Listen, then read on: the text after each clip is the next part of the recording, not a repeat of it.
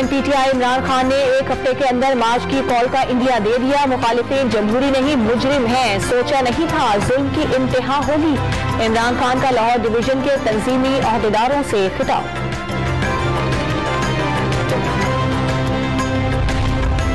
तरमीम का मकसद नैब को सियासी आलाकार बनने से बचाना है। वज़ीर आज़म के मुआविन अता तारन ने तरमीम को निज़ाम में बेहतरी लाने का सबब करार दे दिया। दावा किया कि ये वही तरमीम है जिनकी बुनियाद इमरान खान ने अपने दौर में रखी।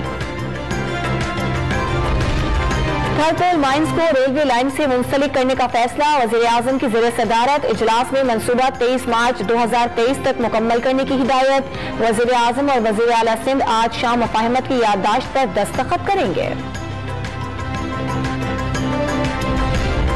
हुकूमती टीम के वज़ीर दाखिला राना सनाउल्लाह की क़यादत में सरापा एहतजाज। किसानों से मुज़ाकरात कामयाब। धरना खत्म करने पर वज़ीर दाखिला का किसानों से इज़हार तशक्कुर। किसानों को तमाम वादे पूरे किए जाने की यकीन दहानी भी करवा दी।